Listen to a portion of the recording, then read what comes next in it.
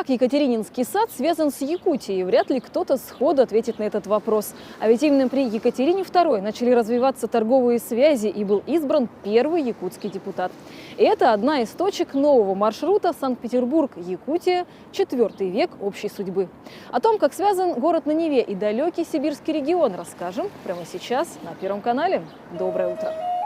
Взглянуть на известные достопримечательности Петербурга под новым углом – идея нового маршрута. Отправная точка – площадь Островского. Здесь с именем Екатерины II связаны имена двух общественных государственных деятелей Якутии. Первый – это Сафрон Сыранов, первый якутский официальный депутат. При его содействии были основаны первые церковно-приходские школы и училища в Якутии. В Петербург приезжали учиться. Отсюда в регионы отправлялись работать деятели образования и науки. Следующая остановка маршрута – стрелка Васильевского острова. Научное освоение, изучение Сибири, в том числе Якутии, началось тоже отсюда, когда Петр I издал указ о посылке в Сибирь доктора Мессершмитта.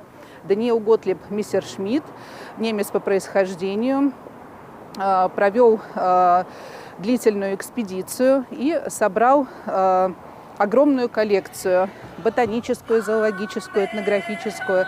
Экскурсию запустили в этом году к столетию образования Якутской АССР, и она уже пользуется успехом у туристов из региона. Постоянное представительство республики в городе готовит целую серию юбилейных мероприятий. Будут проходить большие мероприятия, как в Саха-Якутии, так и за ее пределами. В Санкт-Петербурге мы планируем провести Дни Якутии. В честь круглой даты уже начали вручать юбилейные медали за заслуги, а в июле готовится масштабный праздник – Исэх или Якутский Новый год. Каждый год в поселке Ольгино мы проводим этот наш национальный праздник.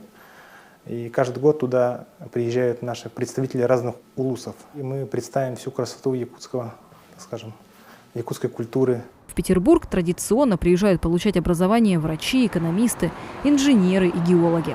В этом здании, в здании Горного университета, учились, работали многие видные геологи, чья жизнедеятельность была связана с Якутией. В коллекции университета хранятся якутские минералы, в том числе чароид, который добывают только в республике Саха. Еще одна частичка Арктики в Петербурге – ледокол «Красин». Проходная Балтийского завода, вот как раз мы ее здесь видим. Обычно с экскурсией мы подходим поближе. И здесь, на главном стапеле Балтийского завода, строится атомный ледокол «Якутия».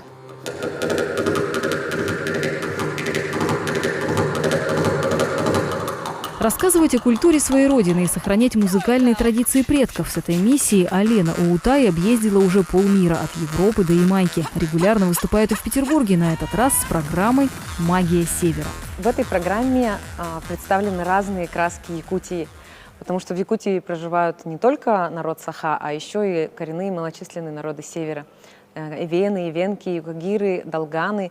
У нас очень многонациональная республика. Старинные напевы на эвенском, эвенкийском, даже один есть на юкагирском. Это, как правило, старинные, коротенькие напевы, и что даже уже перевод утрачен. Путешествие по миру северных легенд и древних сказаний, яркий сценический образ. Каждый раз Алена удивляет зрителей не только музыкой, но и рассказами о жизни северных народов. Наши женщины очень любят богато украшать себя.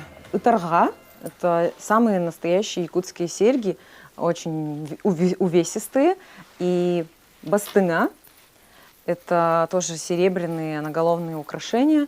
И в древности вообще у женщин доходили украшения по 25 килограмм серебра. На концертах певица использует несколько видов варганов и другие национальные инструменты. Но самое впечатляющее – это подражание голосам животных и птиц. Мы используем горлохрипение оленя, хорканье оленя. И